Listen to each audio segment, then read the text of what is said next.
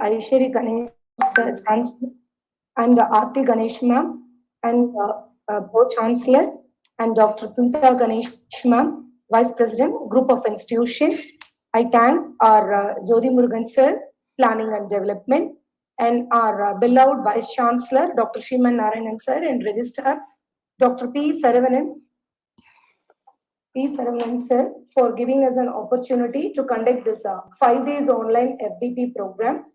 I also thank our department head, Dr. S. Prasanna ma'am, to initiate this 5 days online FDP national level program on the theme of role of Industry 4.0 in research and higher education.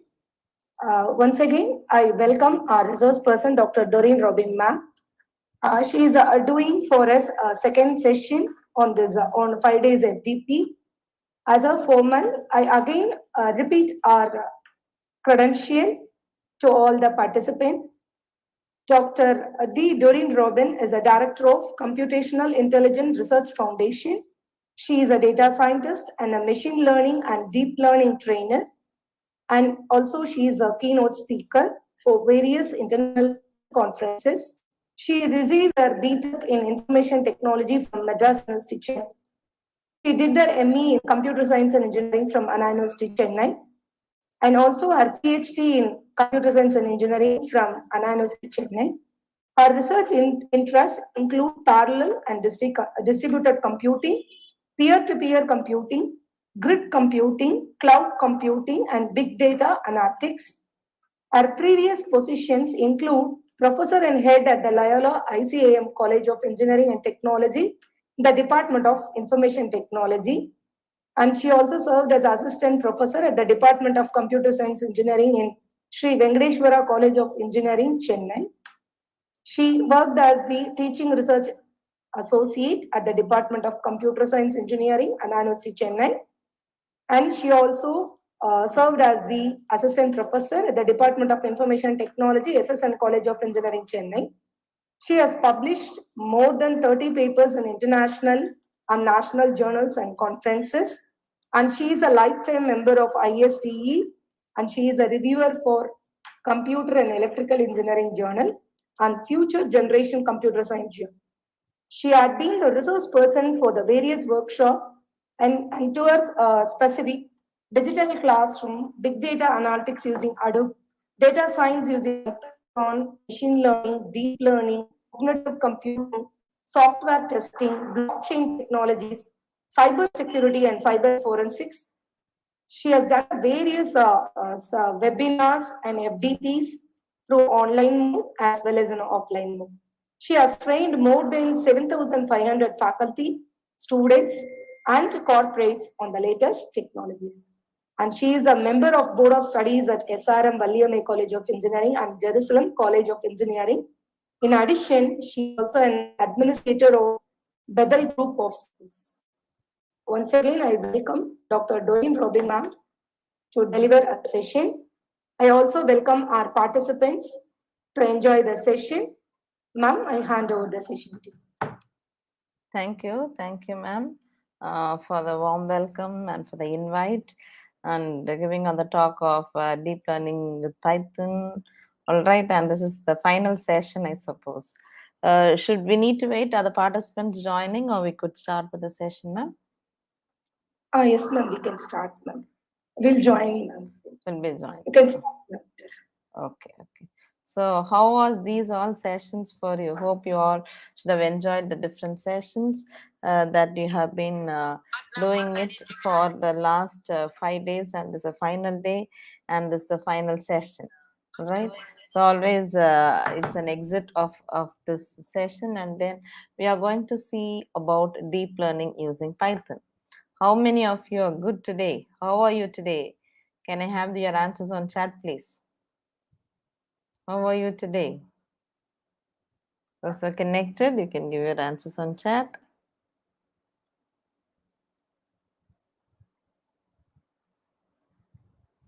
Yes, Akila ma'am says she's great. Sham says that she's good. We got the list of faculty joining now, like Parameshwari ma'am. Okay, Each of you are saying that you're good, you're great, and that is really a good sense when we want to hear during this pandemic. You know, Omicron, they keep saying it, but today we have all gathered together to learn something more, to learn or to unlearn. All right. And I hope my audio is, you're able to hear my audio, and my screen is getting loaded. Once the screen is loaded, one of you can unmute and say whether you're able to see in my screen. Thank you, Suja ma'am, for your response that you are good. Are you able to see my screen? Yes, ma'am. Okay, thank you. So today, how some of you would have been working on machine learning, some of you would have been working on deep learning, on AI or reinforcement learning. Different learnings are there. All right. Learning. What is the difference between learning and studying? Anybody, can you say difference between learning and studying? How many of you know to drive cycle? Type yes on the chat or you can unmute and say. எத்தனை பேருக்கு cycle ஓட்ட தெரியும்? Nobody knows? Yes, Kali said. At what age you learn to drive cycle? At what age you learn to drive cycle? 10 years, 13 years, okay. If I give you a cycle even today, will you be able to drive? Yes or no? If I give you a cycle today, I am not going to ask what is your age. Yes, you will be able to. Karasabi ma'am says, Kakila ma'am says, yes. We have learned before 40 years or 30 years or 20 years. But still, if I give you a cycle, you'll be able to drive cycle. I know most of you have got very good marks in 10th and 12th. If I give you the same 10th standard question paper, what you have learned in the 10th standard, will you be able to score the same marks of what you've scored in 10th standard? No? Yes or no? No, Akila ma'am says no. Yes, we will not be able to score because that is where the pattern of studying, driving cycle is a pattern of learning. Can you find the difference between two words, studying and learning? Studying, it stays for some time and then you may forget. But learning, whenever, see, you, Kalisad ma'am learned to drive cycle when she was 10 years old. I'm not going to ask what's her age now, but still even today she can drive a cycle.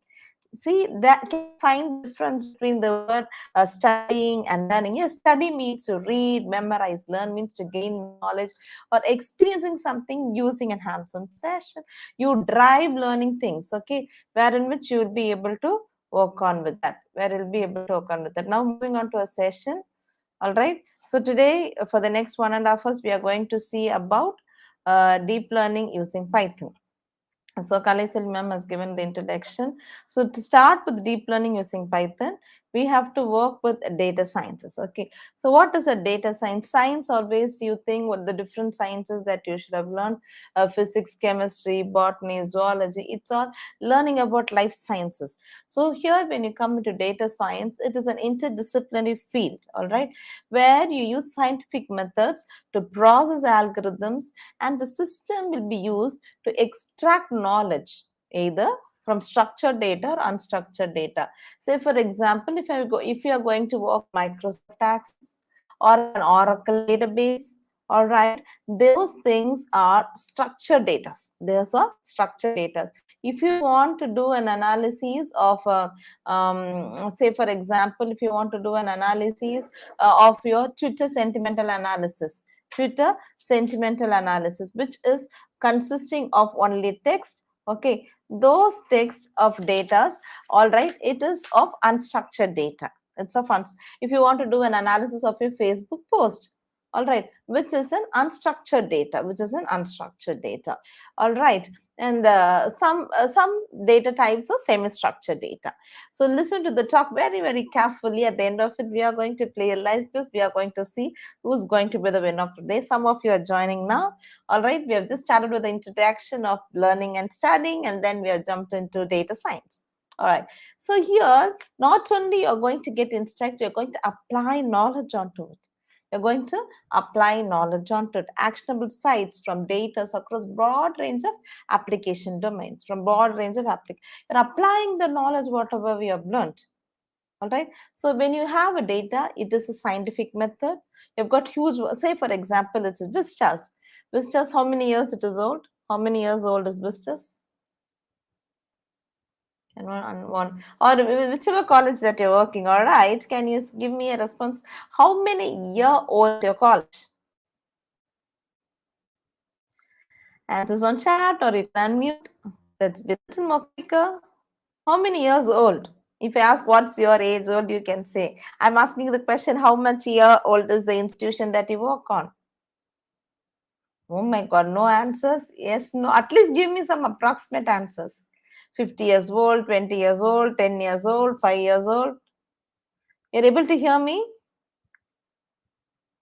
Is my audio clear? Hello? Yes, ma'am. Okay, Yes, okay. ma'am. Okay, okay. Sometimes I get doubtful whether my audio is not clear. Yes? So, okay, if you say for 15 years old or 20 years old, imagine how much huge volume of data your college will have. How many students were studied, how many students passed, what is their current position, how many faculties were there, the teaching staff, non-teaching staff, those who are meant to on roll, those who have left. So if you have a visualization of it, okay, that could be done using data science understanding. So these many students are joining, say for example 1,000 students are joining. At the end of the third year or fourth year, like 800 students are passing, 200 students are failing. The next year the 800 should become 850 pass and this should come low. Okay, to make an actionable sites, to take the action work, the action goals, all right, data science plays a vital role. You can apply it whatever application that you do it on.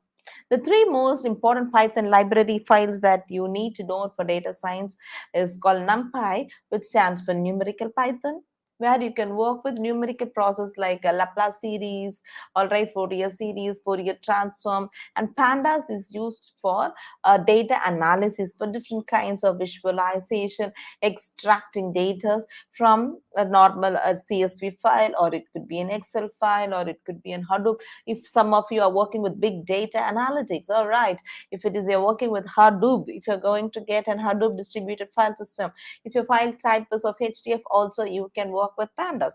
SAS.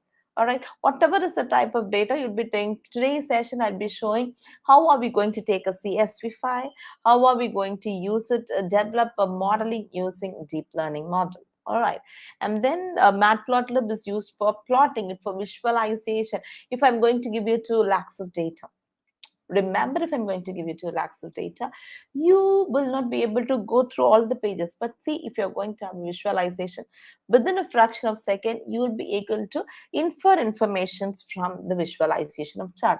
Always remember, when you are a data scientist or a data analysis, or you're working with machine learning or deep learning algorithms, the first step is called as exploratory data analysis, where you visualize the data center. Remember very carefully, you need to write inferences for it. You need to write it. What do you infer from the data set? What do you infer from the data set? And the next level of visualization is called Seaborn. Seaborn. This is a higher level user interface in comparison with Matplotlib. Today's session, I will be showing you of both. Okay, how it is used in Matplotlib, how Seaborn is used. You will experience the difference. All right. Is there anyone who have been working on Python libraries, whatever I've shared, NumPy, SciPy, Matplotlib, Seaborn? Yes, no? Yes or no? Have you ever, those who are working listening to this talk, have you worked on? No, Kalaivan sir, no. Others? There's so many people, you can give your responses. See, the only way that we could know that people are really connected is only through the response that you give to us. All right. No. Okay, some of you say no, some of you say yes. I'll be showing you a demo session. We're not going to have an hands-on session. See, and slowly from webinars, we are going into live workshops, because yesterday I had sessions, last week fully I had sessions. Tomorrow I'm having a live session in a college, like 2 hours, 1.5 hours of theory and 1.5 hours of lab. in live at their own institution. Right? Slowly we are moving into it. Okay. So today we are having this webinar. So I'll be showing it to you how it works. Okay. So when you're going to speak about deep learning, definitely we need to speak about machine learning. Okay. What both machine learning and deep learning, they try to discover patterns in data. See, how many of you know very well about your friend? How many of you have got a friendship that has lasted more than 5 years, 7 years? Have you got a friend? Have you got anybody has got friends more than 5 years, 10 years, 15 years, 20 years? Yes, no? Yes, me and Akshi ma'am says yes. How many? Which friend you have the longest year? Longest year of friendship? Can you type in the year? Or you can unmute and speak. Ma'am, school friends, ma'am. Uh, Still in touch with how my many? Approximately how many? 25 years, ma'am. 25 years. Okay. So it's nice. Sir says 25 years friendship. See, when you see your friend for the first time, you would have not known more about him. But now, see, it's 25 years. Like Kalavan and Sir is here, his school friends will be distributed in different places around the world. But still, he'll be able to understand about his friend. He knows this friend, he likes this food. This friend likes this kind of character, this friend. So this is how we try to learn patterns. The more time we spend, you imagine your mother, when you go to your parents, no, they know what food you like. Even though if you're going after so many years, my son, my daughter will like this food, shall I prepare it for them? Though they are able to do it or not able to do it, they definitely prepare it. For your children, this food my son likes, this food my daughter likes. See, you're trying to discover. If you have got 2 children at home or 3 children at home, all the three are unique and three have got their own interest factors. All of them are not the same. The same way here, when you take machine learning and deep learning, both learning, they involve to discover patterns. Say, for example, so many students have studied in your college, so many students have passed on. How many after 10 years, how many of them highly placed? Are they getting job? Or they are not getting job? For all you are trying to discover patterns from this data. So many faculties, they have been into teaching field for so many years. What is the result they produce? All right, so that you'd be able to find it out. All right, both machine learning and deep learning, they are involved to discover patterns from data, but they involve in a different method. So when you take, so both machine learning, deep learning, but both they'll discover patterns of data. So machine learning and deep learning are both forms of artificial intelligence. In 17th session, I was speaking about artificial intelligence in CPS. Hope some of you have remembered what we have seen. Okay, machine learning and deep learning are both, they are forms of artificial intelligence, right? Deep learning is a special kind of machine learning. Okay, in both, listen very carefully. Both machine learning and deep learning, they are working with training data and testing data. And then they go to a model. Then we develop a model, and it goes to an optimization process to find the weights that makes the model best fit the data. So always, since you are all into the teaching sector, you're all into the teaching sector. Even I was in teaching for more than a decade in engineering colleges and for different designations. All right. So during the course of the semester, we may give students to take the model exams, you call that, internal exams, CAT exams, so many exams. This is the training phase. When it comes to the end exam, so these students have learned on the first CAT 1, CAT 2, CAT 3, or internals 1, internals 2, internals 3, and they have taken a model exam. Then they know this child will definitely pass. If the child doesn't pass, then you give some special class or give them more insights to it. All right, so that is the training data. After the training data, the student passes or fail. The testing data is the students what they are taking the university exam. Okay, the students are taking the university exam. So even before the university results comes, you will know you would predict these students will definitely pass, these will not pass, these are some doubtful, right? So that is one part of learning, because you're spending time with the students for a semester. right? The training data, you can compare it with the internal exams that you take, and testing data, you can compare it with the final exams the students take, and the label data, whether the student is going to pass or not. All right. So a model is going through a process of optimization, and you find if the students during the exams, if the students are not doing well, you keep some kind of special classes, all right, and then you try to mold the students, train them up to the mark, give them some questions out of 5 units, try to learn 3 units, this and that, or permutation and combination, you do it. So same way here in both machine learning and deep learning, you are going to have both training data and testing data. Training data and testing data. So training data, you know what is a target. Testing data, it's a totally unlabeled data. Say, for example, if the person's diabetes of his this level of its sugar before fasting, sorry, before food, after food, and different parameters, if you take the glucose tolerance level, whatever the parameters you take, then you have a target, which means this person is diabetic or not diabetic. All right. So when you have a target, you call it as a labeled data. If you don't have a target, you call it as an unlabeled data.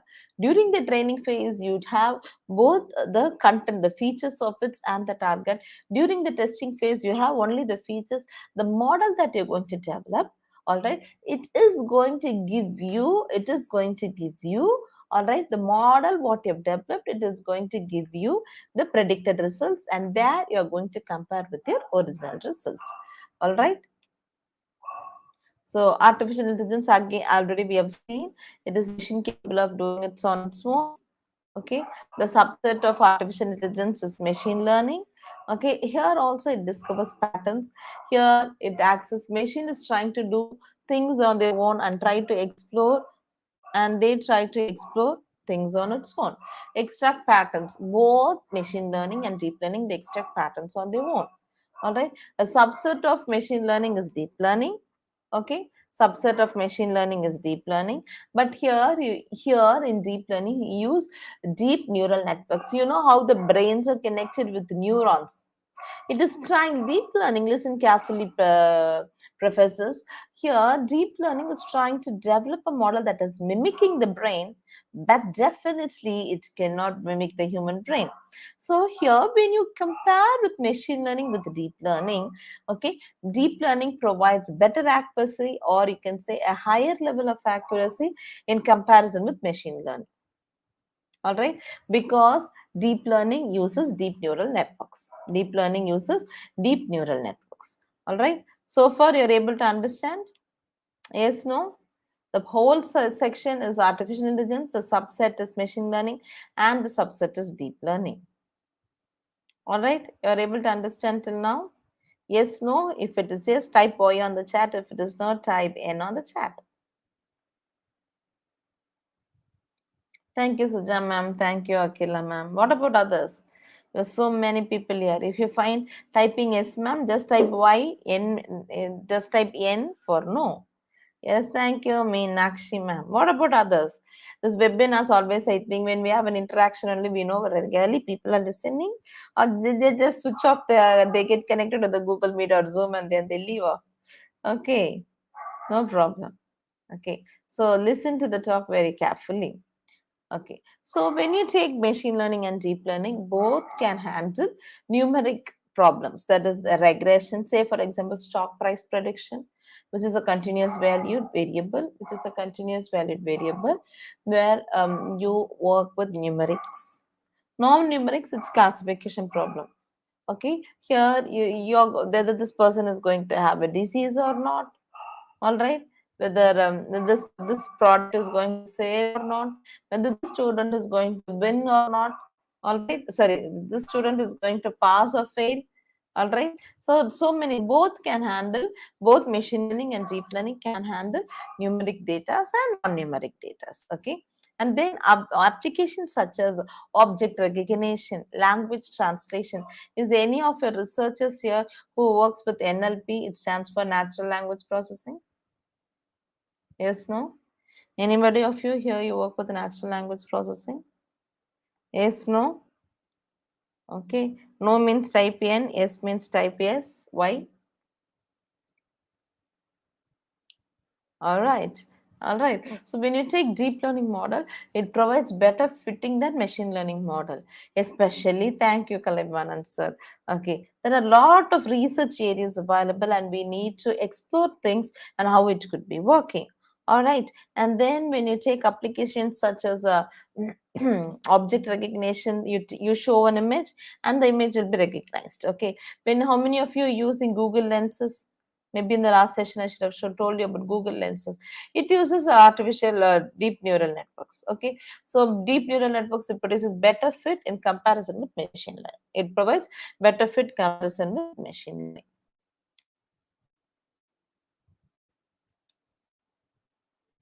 Okay, so deep learning is considered to be an evolution of machine learning, because here, listen carefully, it uses programmable neural networks. Okay, that makes to make accurate decision without help of humans. We saw about Sophia the robot. You remember, it is a strong AI. You remember we saw in the last session, right? It is a strong AI where it was able to make decisions on the own. Whereas you take Google Assistant, Siri, Alexa, it was weak, which needed some help. Okay, but when you take deep neural networks, they'll be able to take decisions on their own without the help of human. Deep learning is machine learning. So algorithm that passes the data, learns from the data, applies what they have learned to make informed decisions. Say, for example, if a student is going to take 5 subjects, so I'm going to develop a machine learning model with all the 5 subjects for CAT internal 1, internal 2, internal 3, whatever marks he has got, and also along with the result. Okay, is going to pass or fail. And out of which, if I'm going to test it, I'm going to give for the testing model only the marks of the students, not the result. But my model will predict and say whether this student is a passing student or is a failing student.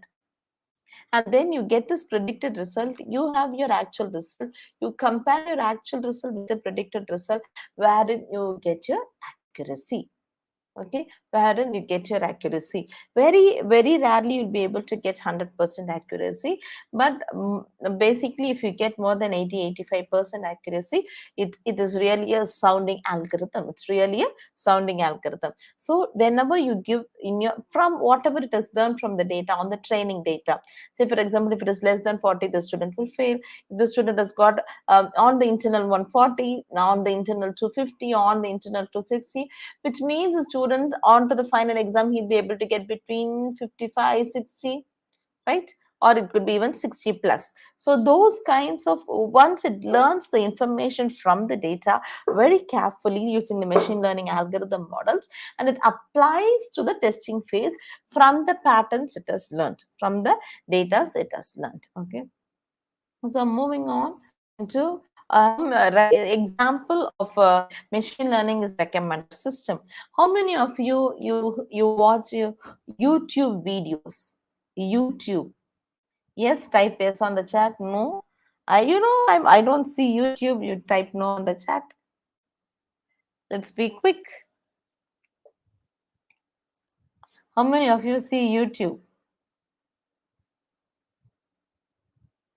Hello. Whether you watch YouTube or not. I hope you're able to hear my audio.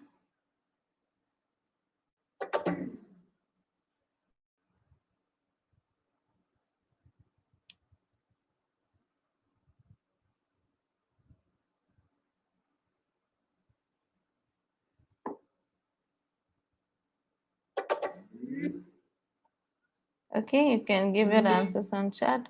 No, you don't see YouTube at all. Yes, but with the limit. Okay, everybody, even I watch a lot of YouTubes, right? We watch YouTubes a lot.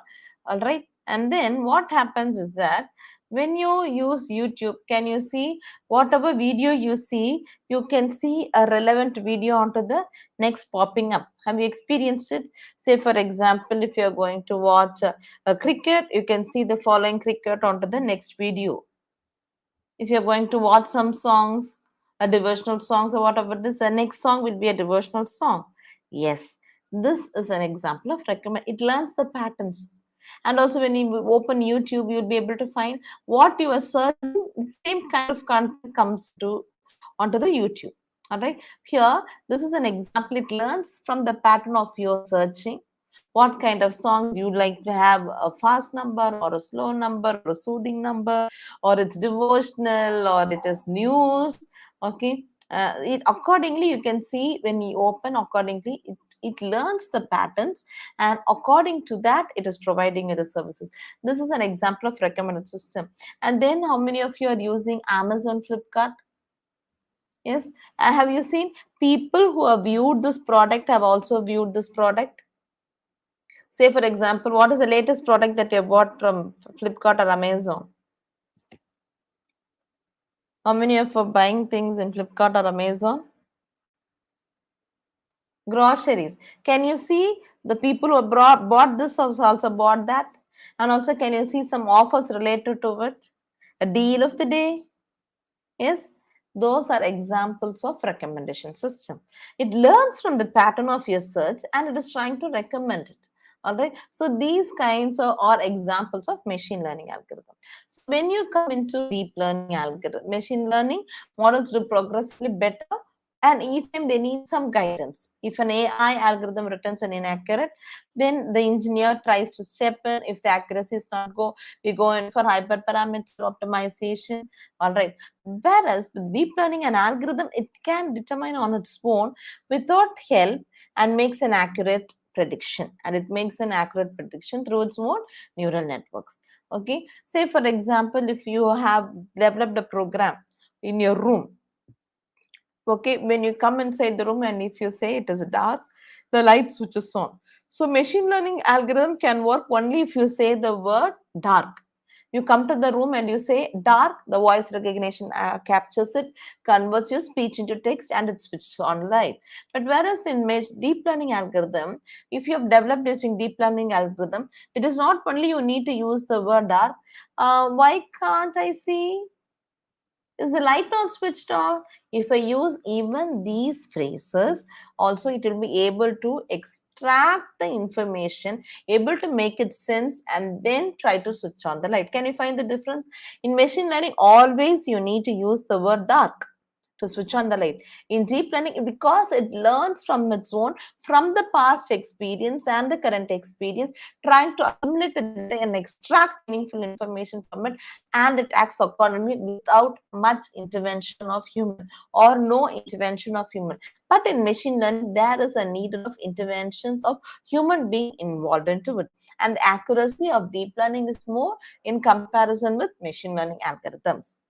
Able to understand? So when you take machine learning, you can directly you have to say only the word dark, but whereas in deep learning you can say the light is not switched on. I think I cannot see here. Some of the words if you could use also, deep learning algorithm will be able to find it out. Able to find the difference between deep learning and machine learning algorithm? Those are listening to this talk? Yes, no? Okay, let me get your answers on chat. Okay, more than 30 people are here. Let me get your answers on chat. Hopefully, I'll get answers on the chat session. All right. So now when you take deep learning applications, they use layered structure of algorithm called artificial neural networks. Okay. Here I said you are mimicking the human brain. Okay. It's a biological neural network of human brain. It is inspired by the biological network of human brain, leading to the process that is more capable of than the machine learning algorithms, more capable than the machine learning algorithms. Right. So whether you are able to find the difference between machine learning and deep learning, yes or no? Answers on chat. Yes. Able to understand the difference between machine learning, deep learning? Am I audible? Some of you, can you unmute and speak? Hello? Okay. Sometimes I think if there is no response, I always seeing some audio problem. So one example of deep learning, I don't know how many of you know about this program, this game called Go. It is kind of a chess game. Okay. So Google created a computer application. This is an example, a live example of a Google product that completely works on deep learning algorithm, right? So Google created computer program with its own neural networks. Okay, they learn to play on an abstract board game called Go game. Okay, which requires sharp intellect and intuitions. Right. So the AlphaGo is a deep learning model developed by Google. Okay, so it is like playing a human playing with a computer. So they have made a called AlphaGo. All right, and from which they have called one of the greatest players of the world to compete. This is the website of it. This is the AlphaGo's website. Okay, so this entire thing, AlphaGo is a computer game. Okay, it's the most challenging game, and it is developed using deep learning. Say AlphaGo is the first computer game. Okay, defeats professional human Go players. Human, the world's champion. Okay, who said on the earth he is the best player. He was playing with AlphaGo. Go is a game of this. Can you see on the screen? This is the Go game. Okay, it's originated in China 3,000 years ago. Okay, which requires multiple layer of strategic thinking. All right, so even this, then when Google created this AlphaGo, a computer game, all right, they were able to combine it. Okay, they were able to combine it, and then this AlphaGo defeated the world's best, the world's largest the world's best Go player, so strong is the deep learning models that has been developed. So strong is the deep learning model that is. So when you compare with machine learning and deep learning algorithm, the machine learning algorithm is less comparatively gives a less performance in comparison with deep learning. It is almost the same when the data are of small size. When you work with big data, deep learning provides you a better results. All right.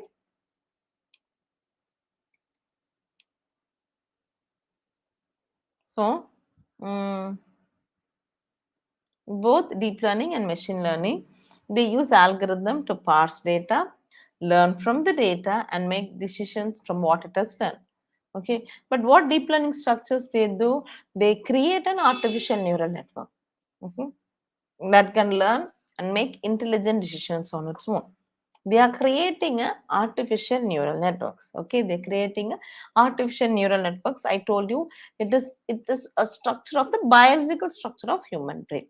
So when you take deep learning, it is a subset of machine learning, where both falls into the category, but deep learning is more powerful. It is like human like intelligence. It's kind of human like intelligence. Okay, so these are something that you need to strongly know about machine learning and deep learning. So now moving on to the different types of learning. Okay, and supervised learning and unsupervised learning.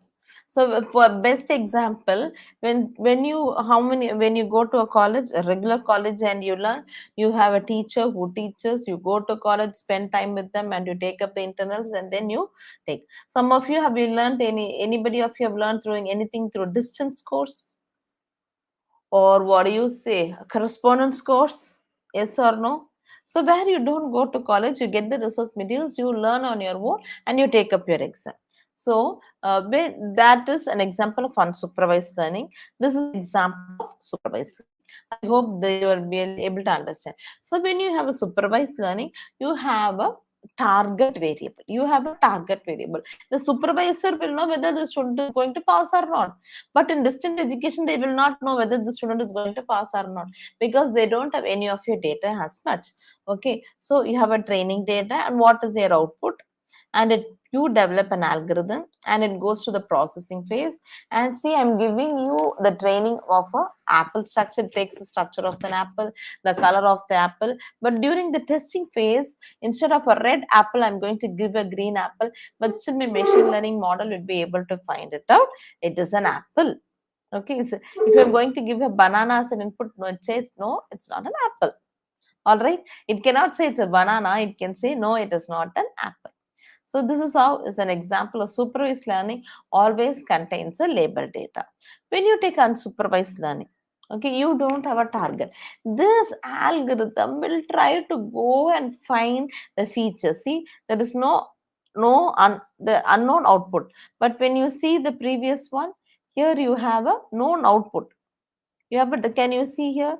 I'm not sure whether you're able to see. It's a desired output. You know what is your output. Whether these parameter, the student will pass or fail. This parameter, this person is going to have a disease or not. This parameter, you are going to buy the land or not. This parameter, whether you are going to this sale is going to win or not. Okay, you are going to attend or not. You have a desired output. Where it comes into supervised learning, where you don't have an output at all, but you give the data it from unknown outputs, no training data. It finds the features of it and then develops an algorithm, so and it processes it and gives an output. There are 3 clustering. So can you see apple is one cluster, banana is one cluster, mango. Classification algorithm comes under supervised learning, clustering algorithm comes under unsupervised learning. Is it clear? Classification comes under supervised learning and the clustering algorithm comes under unsupervised learning.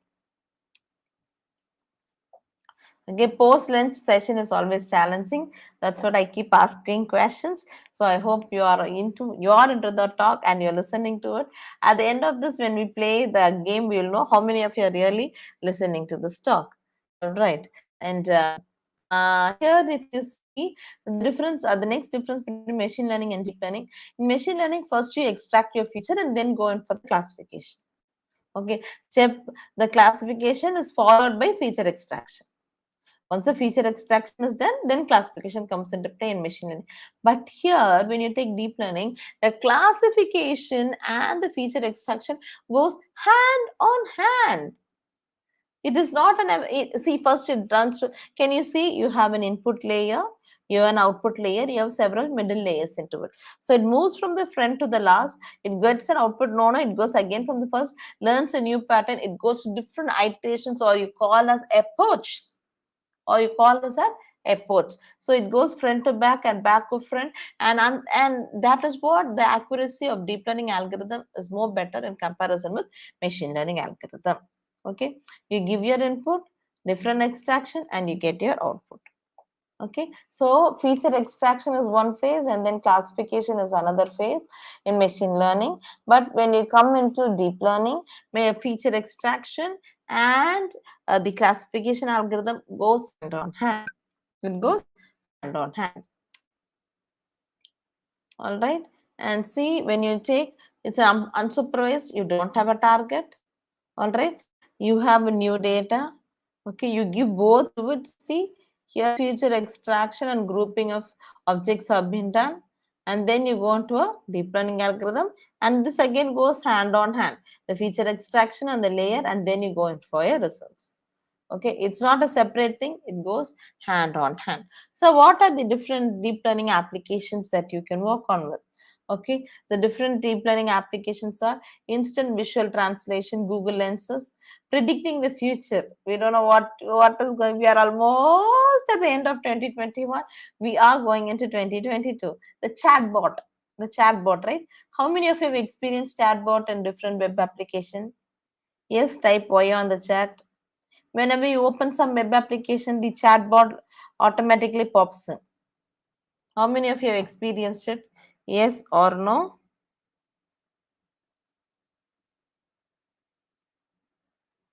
Hello?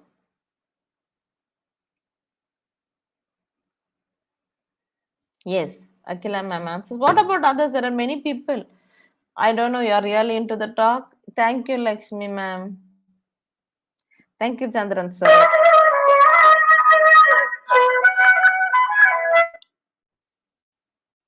Okay.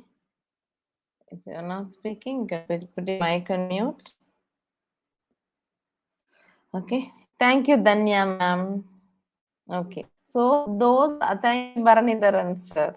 Okay. Those are examples of those are examples of deep learning model. It automatically asks what is the service that you need from us. Okay. And even you use GoDaddy, and then after something, then it goes and connects to the real person. Medical care, a lot of application in healthcare. You uses deep learning models in images. Okay, self-driving cars, Tesla cars, right? Galileo's cars. So those things, they work with deep learning models, colorizing the images. Okay, in image processing, reading the lip movements, now yesterday I don't know. Sometime day before yesterday, I got a message on my WhatsApp giving like one person in Kerala has worked with image processing and giving like to Bhagat Singh. From the Bhagat Singh picture, he's trying to move his lips and the eyes from the photos. Right, there is a real example of deep learning algorithms. Okay, from Kerala, one person has worked on, or researcher has worked on photo descriptions, deep theming, and advertising. Have you seen the Google AdWords? Have you seen when you search for something with your login, when you open Gmail, you will see the same advertisements coming. So those things, they are working with deep learning algorithms. Okay, deep learning algorithms. So what are the steps?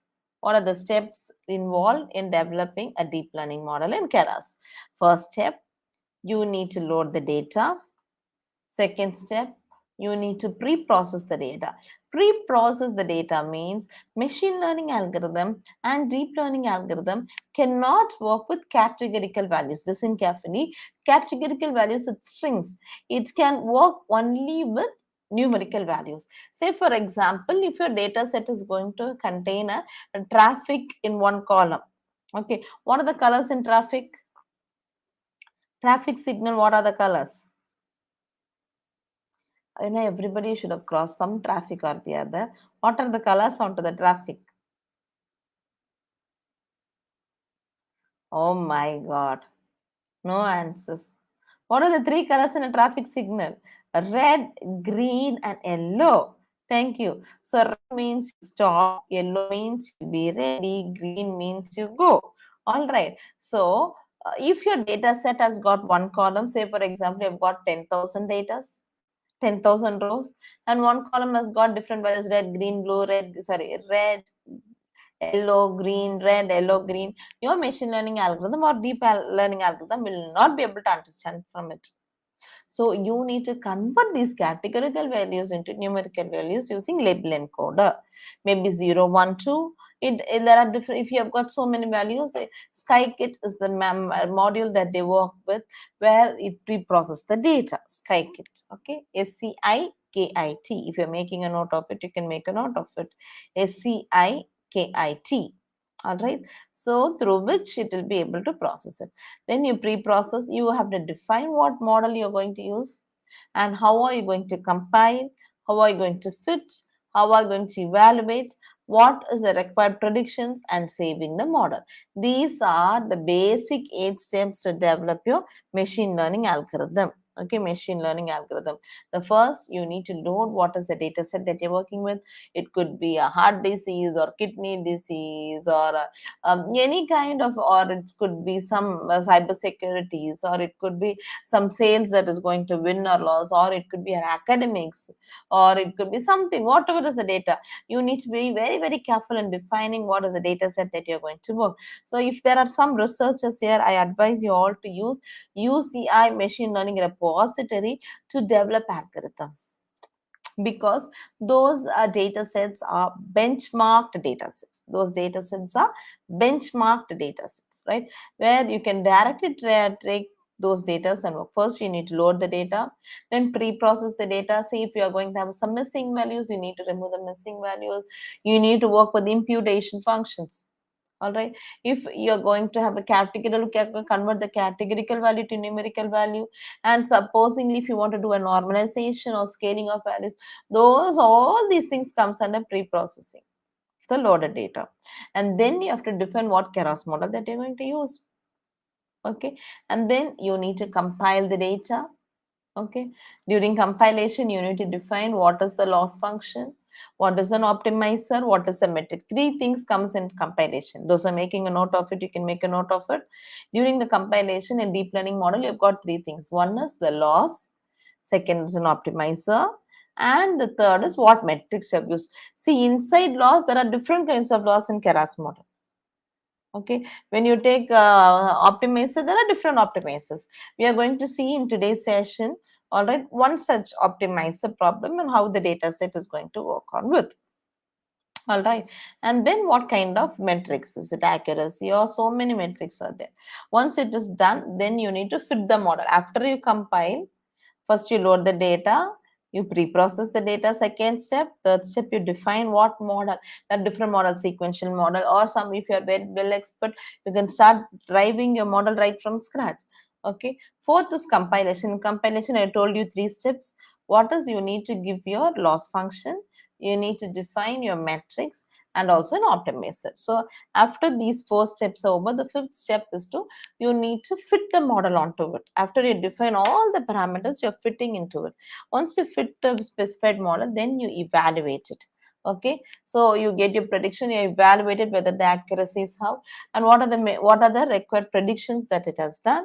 And at last, the 8th step, you save the model, and the same model you can feed in for the future purposes. The same model we can use it for the future purposes. Able to understand this 8th step? You're going to go step by step. Are you able to understand till now whatever we have seen? Yes, no? Yes, thank you, Sujaman. What about others? Okay. So Keras is the Python library that provides a large and wide range of deep learning algorithms. The backend, there are other libraries, TensorFlow, Theano.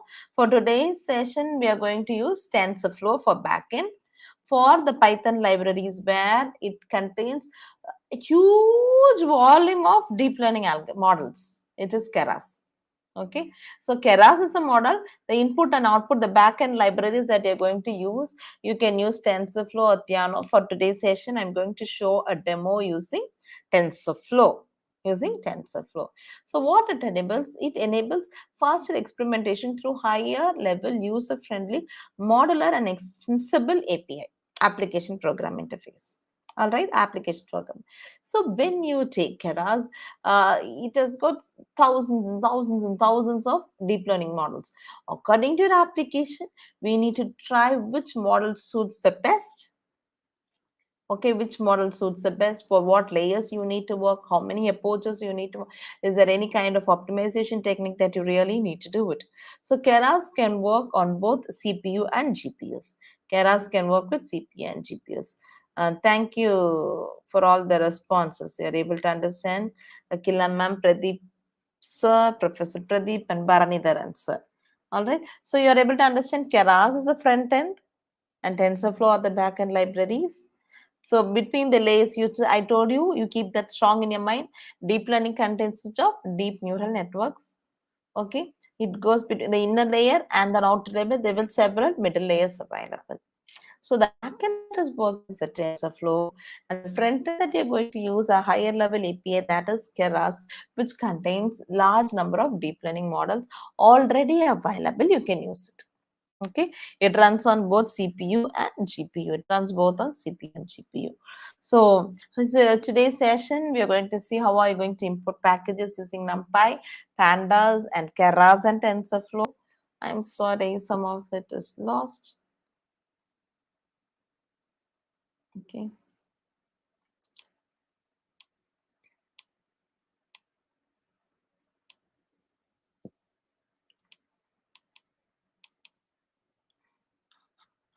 Pandas, we are going to use.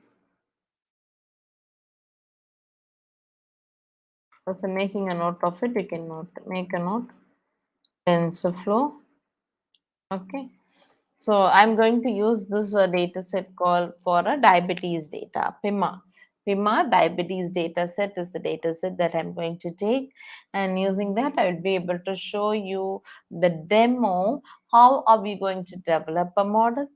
All right, how are we going to define the layers in which, and how are you going to compile it and fit it and evaluate it, all right. So these are the 4 packages, major packages that you're going to use: NumPy, Scientific Python, Pandas.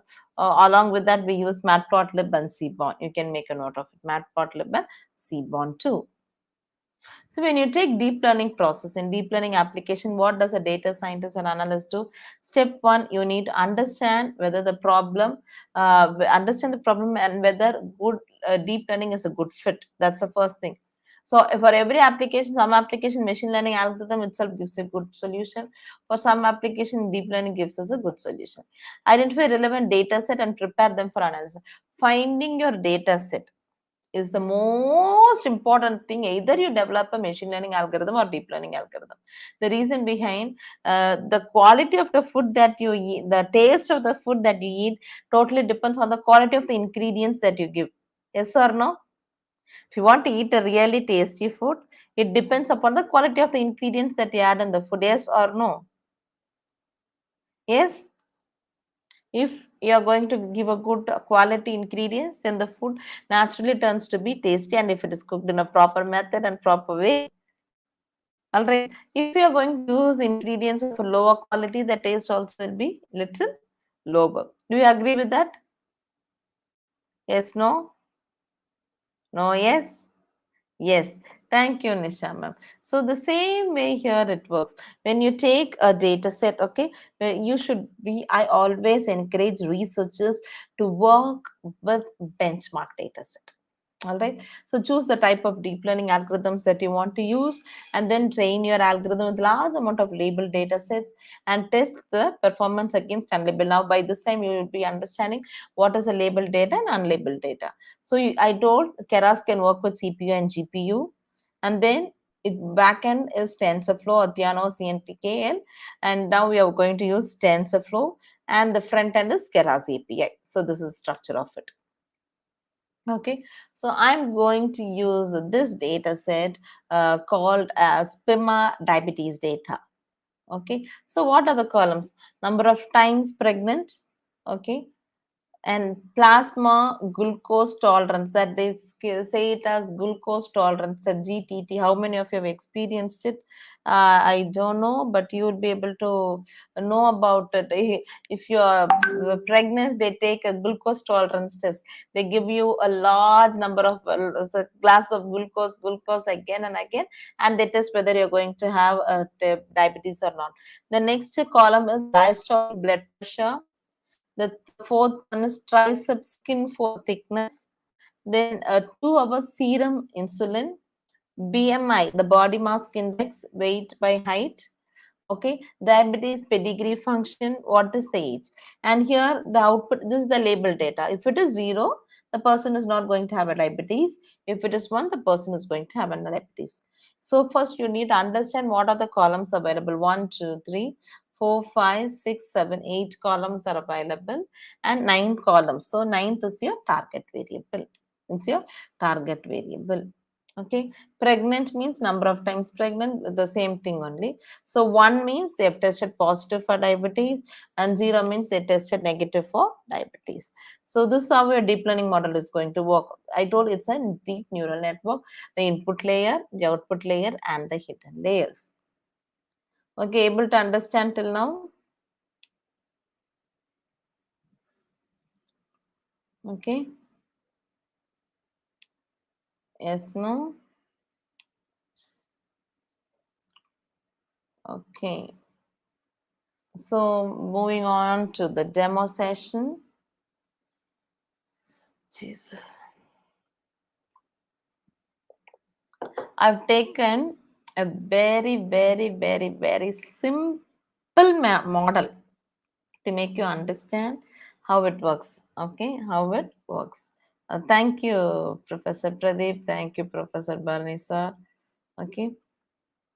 Okay. First, I told you Tensor is on the back end and Keras is on the front end. So first, I'm using Colabs, Google Colabs. All right, and I'm using pip install Keras and pip install TensorFlow. I'm installing 2 Python packages, the front end and the back end, the Keras and TensorFlow. And you remember I told I'm importing pandas as PD. Okay, pandas is for Python for data analysis. All right, and NumPy is used for numerical Python. And I told we are going to develop a model using Keras. So the Keras has got a model. Inside the model, you have got layers. The model that I'm going to use for today's demo session is a sequential model. Remember, listen carefully. We are going to use a sequential model, and layer is dense. There are different models available. I'm choosing one such model, is sequential. There are different layers available. I'm choosing one such layer is dense. So now you are able to understand. So Keras has got a model.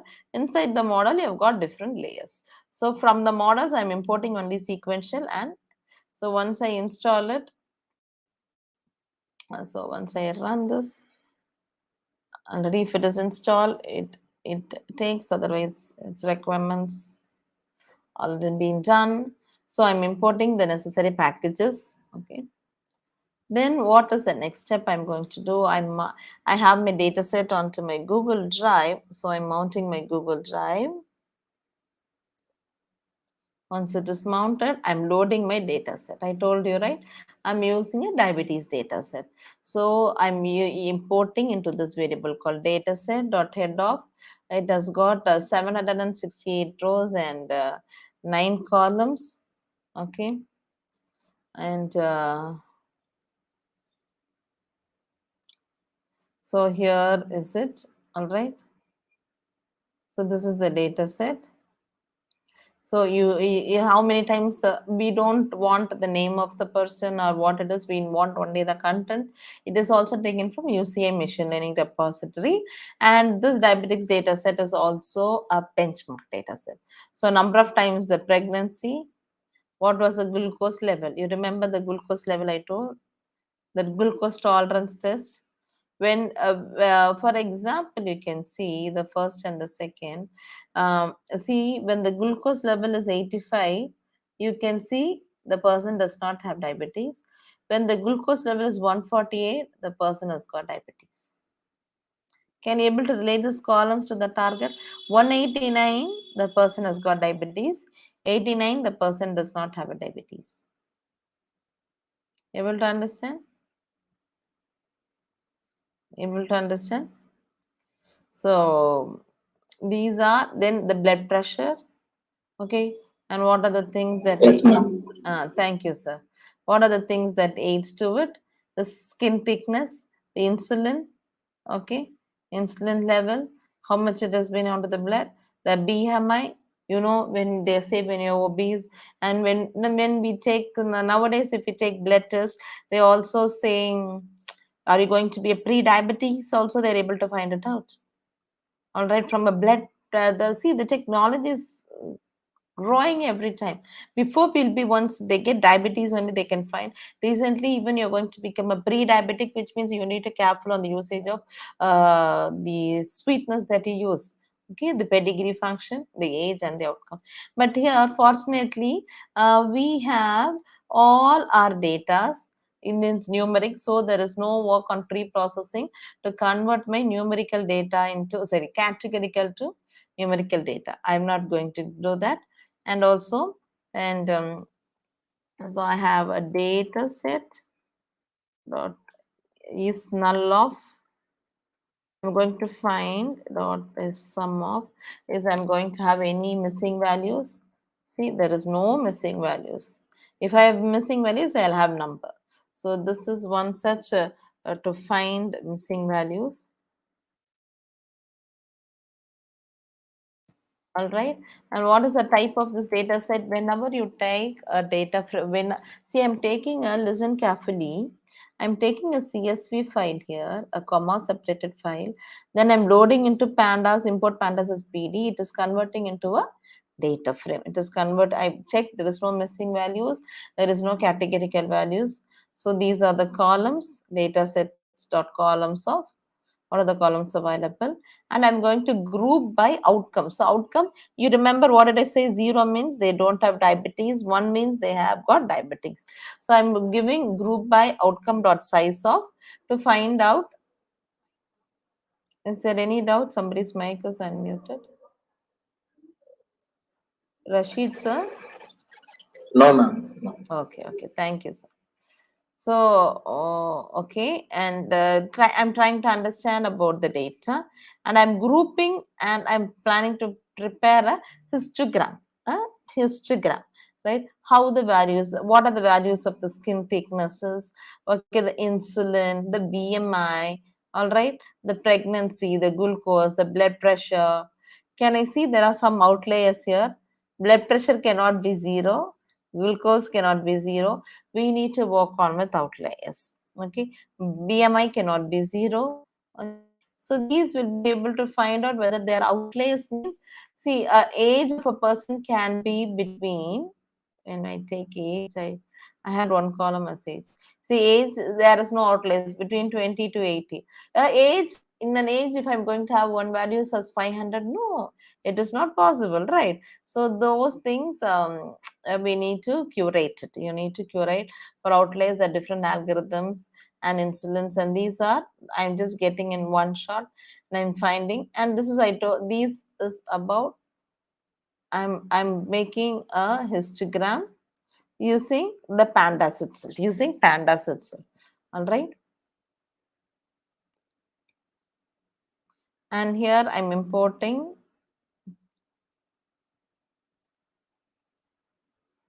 a seaborn with a higher layer, SNS dot count of, SNS dot count plot of. So I'm finding with my outcome. So with this graph, what do you understand?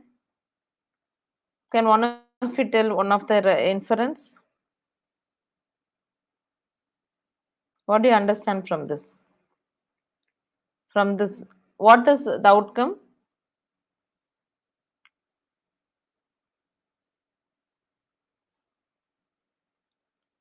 The person is going to have a disease or not. Okay, so 0 means, what does it say? One of you can say what is the inference that you get.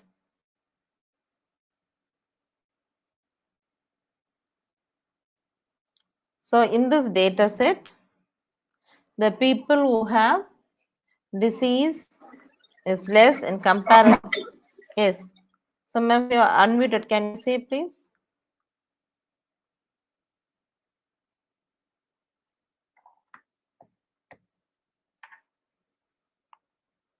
Yes, is less. Okay, and also you can have heat maps.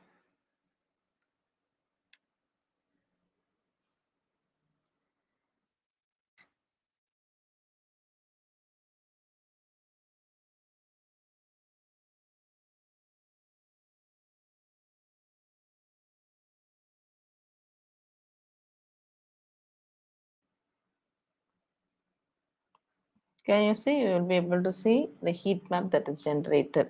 So this is low and this is high. Okay.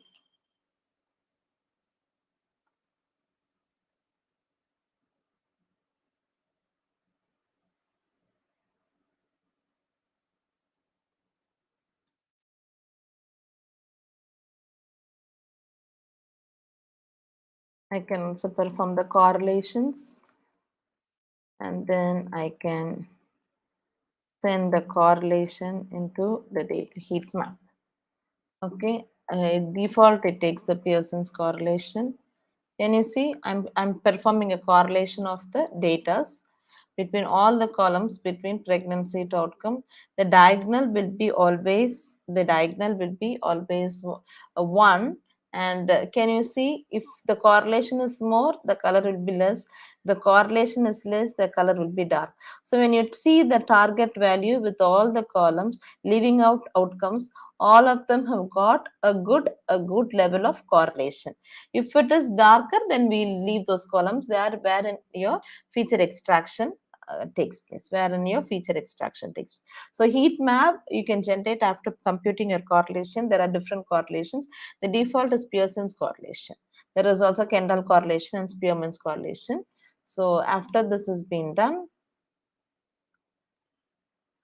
okay, then I'm going to split my data into features and target. So I'm going to drop my outcome. So X contains all the features and Y contains my target, and Y contains my target.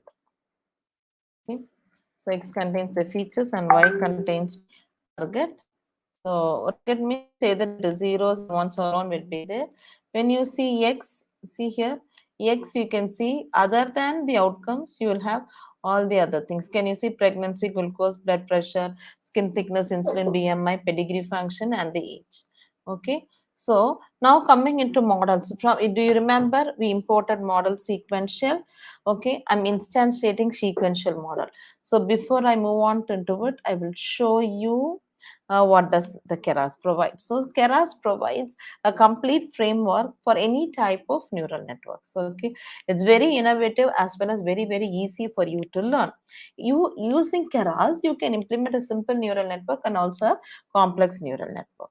Okay, so you can Keras API can be developed into three categories. One is the model. You remember we imported model sequential and we imported layer as dense. Do you remember it? Do you remember it?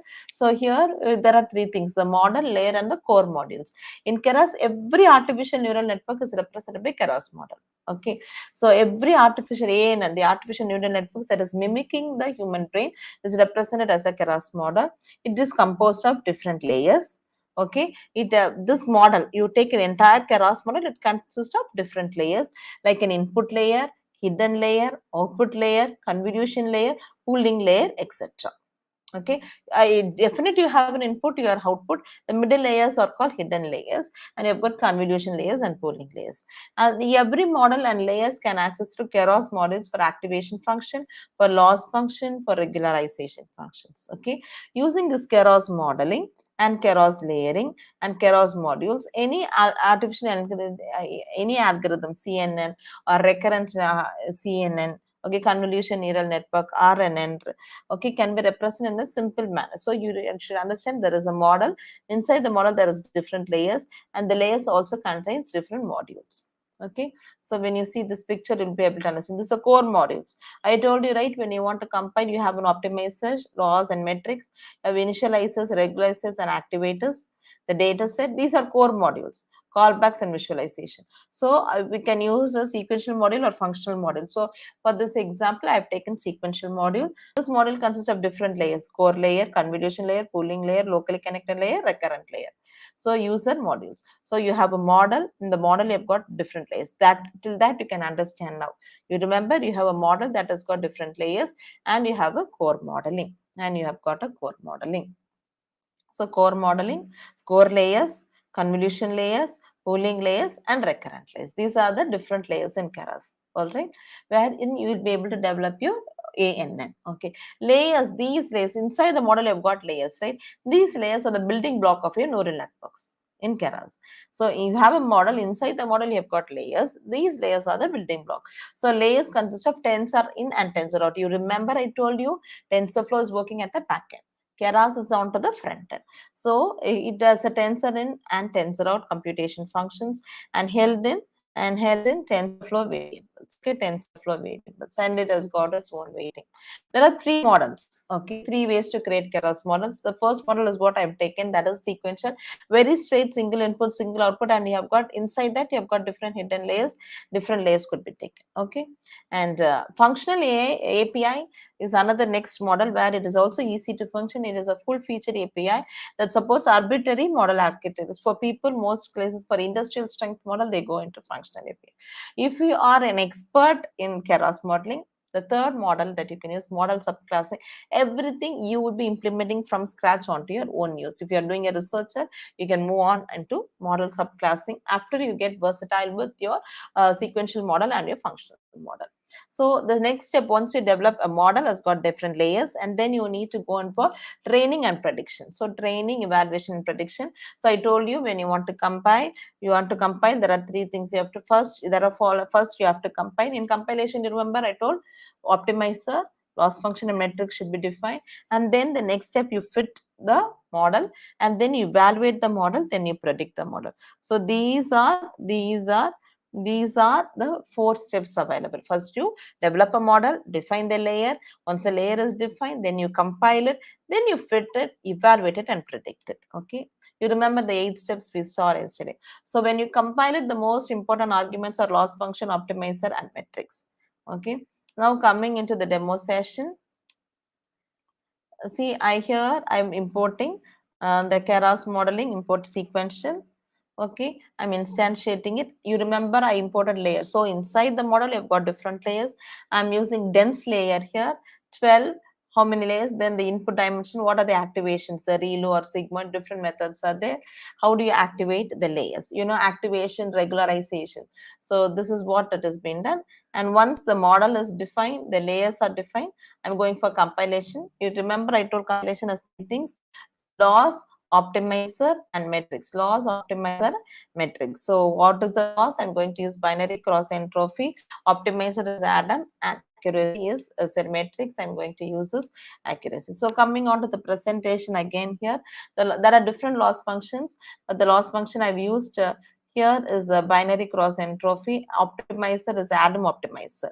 Okay, when you take Adam optimizer, it uses SGD, stochastic gradient descendant method, that is based on adaptive estimation of first order and second. So optimization here is using Adam. There are different optimizer available. And for this example, the loss I've used is the binary cross entropy. It computes a cross entropy between the true labels and predicted labels. Once I develop a model, true, I've got an answer. What is my deep learning model is going to give me predicted. So for binary classification, I use cross entropy loss, y true and y predict. Okay, I'm going to find the loss using the loss function I've defined is binary cross entropy, and the metrics is accuracy.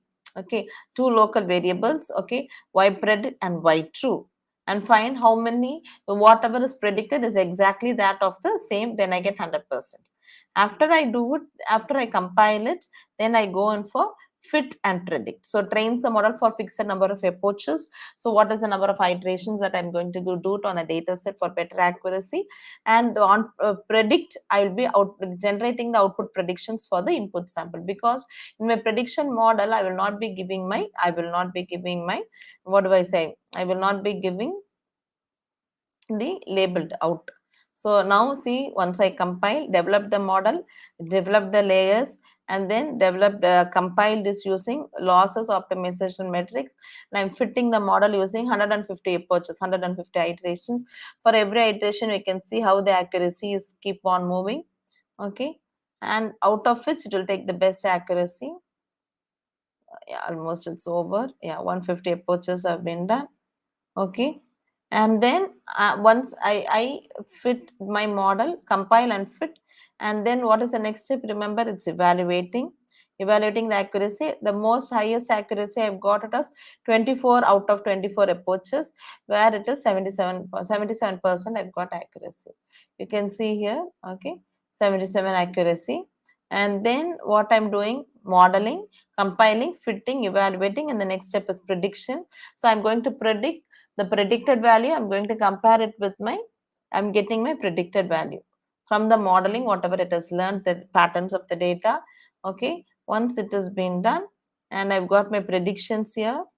Okay, I have my original results. I'm going to compare both. For comparing both only, I go in for my performance evaluation, the accuracy score. Can you see, I've got an accuracy score of 77%. Precision, recall, and F1 score, if I want to explain to that, it takes even more time. Okay, it takes even more time. So trains the model, and you generate your outputs for input samples, and performance I've done using accuracy and classification report. If you want to learn more about this technology on hands-on session, I'm giving hands-on session on my company. There are research scholars available with us. We train them and they develop on their own. And now for the students, we're providing winter internship. If any of you want to if you're new to it, I want to learn something about predictive analytics also, it is open for faculties and corporates also. 15 hours hands-on training as a college, as a group you can join. You'll be working with the exploratory data analysis, data visualization, curation, and predictive modeling. The uniqueness of my company is a Section 8 company. We have registered under Ministry of Corporate Affairs, Government of India. All right, and here you get a certificate. We are providing internship for both students and faculty. The reason behind, when you were a student, we didn't learn something that is new, that is used in today's technology. All right, but we need to upgrade ourselves. We have been using it, and most of them have joined also. Okay. So you'll be able to understand the difference between the deep learning and the machine learning model. We have seen how the deep learning, where are the applications could be done, what are the steps, and I showed you a demo of using with diabetes data center. Now I've shared a link with you. Quickly you can join through the link for a small quiz, and we'll see. You have, once you click the link, you have to give in your name. You have to give in your name. So let's see who's going to win. And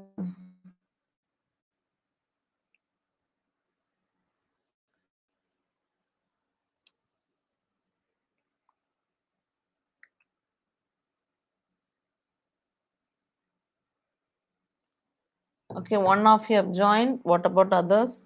So to recap, we started with deep learning and machine learning, the differences, recommendation system, how it works, how the AlphaGo works, how more accurate is deep learning in comparison with machine learning. The feature extraction and the classification goes hands on hand in deep learning, whereas in machine learning it was different.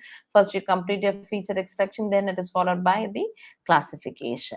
All right. And then we have been seeing about the different applications, and then we moved on to the different steps of deep learning algorithms, and then how was the neural network, the Keras modeling, the Keras layering, the compiling, the fitting, the evaluating, the prediction, and your accuracies. So these are different steps. We have taken a very simple data set of diabetes data set. Only 3 of you have joined. Can we start with the quiz, or the others you're going to join? There are 40 people. Just click the link given on the chat. I'm again reposting it. Give your name and then join soon, please. Let's see. So many of you are here. So that this is the only confirmation that you're still connected. No, I have not started the quiz. Please come out. Be the quiz itself. I wish many of you to join. Only from the talk, some simple 5 MCQ questions. Yeah, we got 4, 5. Out of 42, only 5 are here. What about others? Quickly join, please. Yeah, quick, quick, quick, quick, quick, quick, quick. Okay, I'm going to start. We don't have much time. I think I should complete by 3. It's exactly 3 now. All right. The first question. Yes, in which model does classification follows after feature extraction? Whether it is deep learning or machine learning or none of, only one of you have answered. Others answer fast. You have got 3, 2, 1. Yes. In which model classification follows after feature extraction? Only in machine learning. In deep learning, both goes hand on hand. So the correct answer is machine learning. Let's see who's the winner of the first round. Others also quickly join. The link is posted on the chat. Kalaivanan sir and Gomati ma'am are on the first place, and in which Kalaivanan sir is the fastest. Congratulations, sir. Okay, we move on to the next question, second question.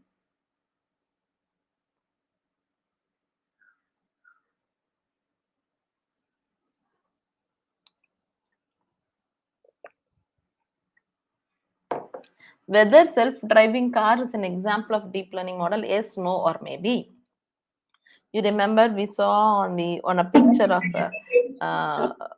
deep learning applications. The correct answer is yes. 7 of you have given the right answer. Well done. Let's see on the leaderboard who's on the top. Some of you have not given your names properly. That is what you are getting, Earthman and all. Yes, Bharani sir, you are the fastest, and Gomati ma'am is on the first place. On to the third place, it's Srinivasan sir. Okay.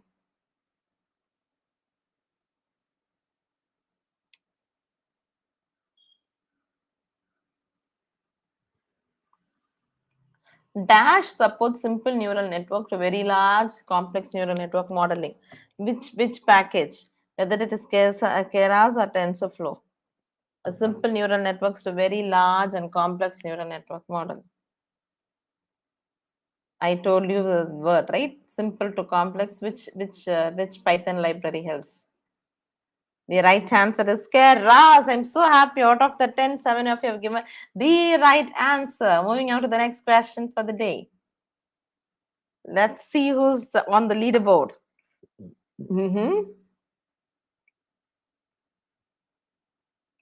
Yes, Gomati ma'am on the first place, Bharani sir on the second, Dr. Preeti on the third, and Maheshwari ma'am is the fastest.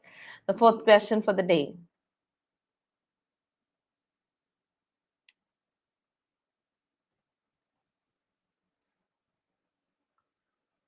Adam, I told about Adam, right? Whether it is an optimizer or loss function or matrix. Whether it is an optimizer or loss function or matrix. You remember? Ma'am, why do you ask questions? We are faculties, we are strong in asking questions. 7 of you, 8 of you have answered, and the time is up. Exactly right. I'm so happy most of you have listened to it. 6 of you have given the right answer, and Adam is an example of an optimizer. Let's see who's on the leaderboard. Most of you are doing really great and well. Bharani sir on the first place, and he's the fastest. Gomati ma'am on the second, Lakshmi ma'am on the third. Let's move on to the final question, which is going to decide who's the winner for today. After the end, the winner can share their experience about today's session. All right. Metrics to compile. What are the metrics to compile Keras model? Sorry, it's not mode, it's model. Is it optimizer, loss, metrics, or all of the above? What are the things that we need to do compilation of Keras model? It's not mode, it's model. I'm sorry. There should be a yellow over there. Even people on YouTube, the link is given. You can join. All of the above, right? When you want a company, you need an optimizer to differentiate the loss function and the metrics. Here we go to find who's the winner for today. All of the above is the right answer.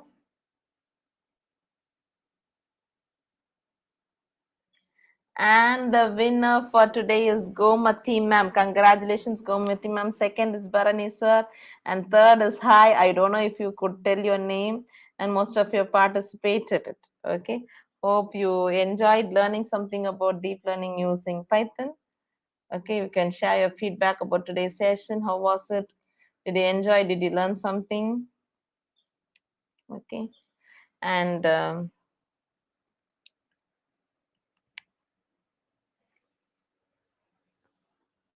this is my contact details. Okay, if you want to learn a hands-on session, you can contact.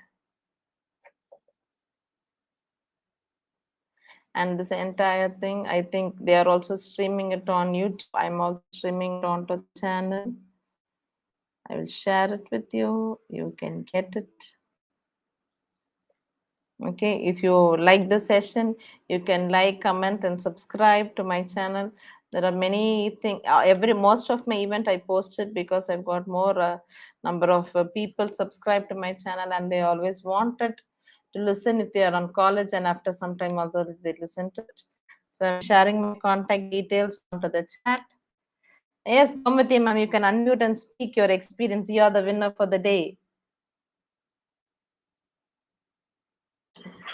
Good afternoon, ma'am. Good afternoon. Thank you for the wonderful session. Previous session was also very helpful for us. I attended both of your sessions and I enjoyed it. The way you take the session and keeping us more engaged is really a mind-blowing one, which we faculties should follow it. Thank you, ma'am. Thank you for the wonderful information. Thank you, Gomati ma'am, for the good feedback. Yes, that is always challenging, right? Whenever we take classes, whatever it is, making the people to interact. But a live session is different. So the physical session is different, but virtual sessions is more challenging. And any of you want any kind of research guidance, you could contact me. We have one-to-one sessions. We train and you develop on your own. you develop on your own, because sometimes some of them, they find difficulty in problem definition, developing, training, it's giving, but we don't develop and give, we train you and you'll be developing it. Okay. And any of your students are interested in internship, it's fully hands-on and it will be really useful for the students. And the students also can come for 3 or 4 months internship, both online or offline mode. And if your students are interested, you can mobilize about this event to your students, or from your college, if you're going to send a set of students also, it'd be okay. So thank you so much for the opportunity given. Hope you enjoyed the session. Thank you all. God bless you. Over to Kalai Selvi ma'am. Thank you, Doreen ma'am. Yeah. I think everyone have given feedback by unmuting themselves. But still, it's my privilege to convey the vote of thanks. Your presentation is, as usual, it was more interactive and enjoyable session and highly informative. An excellent session, ma'am. Thank you for this session about deep learning using Python. You have also given a demo for us. With a quick time you have shown us. So it was much helpful, and we also got an interest to learn more, still more. I'm sure that all the participants, if they need, will contact you. Thank you, ma'am. Regarding the participants, if you have anything to tell about this 5 days FTP, you can unmute and give your feedback. It is in recording mode, so you can. Madam, first of all, this is Doreen. A heartful thanks, Scott and HOD, and the faculty members and organizers for taking more pain to conduct this 5 days webinar FTP. And we have learned a lot on privacy and on emerging trends and deep learning by Doreen madam. It's always inspired one. I used to take a lot of things from her usually. So my heartful thanks. During this pandemic time, we should not be idle always. So some more universities, Vels University is always standing first to provide this kind of webinars. So it will help us to shine in academics as well as in research to keep updated in the emerging technology. So once again, my sincere thanks to all of the faculty members and the Vels family, and also I wish you a happy Christmas, happy New Year, happy day to all. Thank you. Thank you, Bharanidharan sir. Is there any participant want to convey your feedback?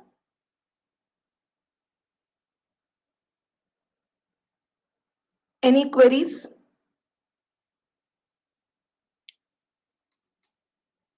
Hope you all enjoyed 5 days, 10 sessions with a different topic under the theme of role of Industry 4.0 in research and higher education. And you all filled the feedback and attendance link for each session. And I also shared the overall feedback to receive your e-certificate. You need to fill that. Just wait for 2 more minutes, couple of minutes. Validation address will be given by our Dr. R. Priya Anand ma'am. Over to Priya ma'am. A very good evening to one and all. Doreen madam, thank you so much. All your sessions, I have heard many of your sessions, it will always be very lively. I used to take lots of inputs from how the way you deliver and talk. Thank you so much for your wonderful session. Welcome. Okay. So I'm very pleased in thanking on behalf of Vistas. I thank our management. First of all, I thank our chairman, Dr. Aishri K. Ganesh, Vice Chancellor Dr. Sriman Narayanan, Pro Chancellor Academics, Dr. Aarti Ganesh, Vice President Academics, Preeta Ganesh, Registrar, Dr. Saravanan, the Director, School of Computing Sciences, Dr. P. Mailvahanan, HODs of School of Computing Sciences and all faculty members of Computing Sciences, The first 5 days online FDP themed on the role of Industry 4.0 in research and higher education spread around 5 days. That is from 15th to 21st, 2021. Was inaugurated by our Vice Chancellor, and the sessions were handled by resource persons, Dr. Ajanta and Dr. Hema ma'am on day 1. On day 2 by Dr. Rennie Robinson and Dr. Day 3 by Dr.Doreen ma'am and Dr. Asha ma'am. And day 4 by Dr. Jaya ma'am and Gomati ma'am. And the final concluded session was again by Doreen ma'am. Thank you so much, ma'am. I thank our HOD, Dr. Prasanna, all faculty members of computer applications, Dr. Sri Priya, Dr. Sumalata, Dr. Jayalakshmi, Dr. Prabhakaran, Dr. Kalai Selvi, Dr. Meenakshi, Dr. Nagasundram, who were actively involved in organizing and moderating this online FDP program. And not the least, like I convey special thanks to Kalai Selvi for having coordinated this FDP from day 1 to day 5 and live streaming the session in YouTube. Hope this FDP was a great forum for knowledge sharing, highlighting the role of Industry 4.0 in research and education. Hope you all had a very good session. On behalf of organizing committee and audience, I thank each and everyone for having made this FDP a successful one. I wish you all a Merry Christmas and Happy New Year, and hope to meet you all again in our international conference scheduled in the month of March in the next year, in the year ahead, 2022. Thank you all. Have a nice day.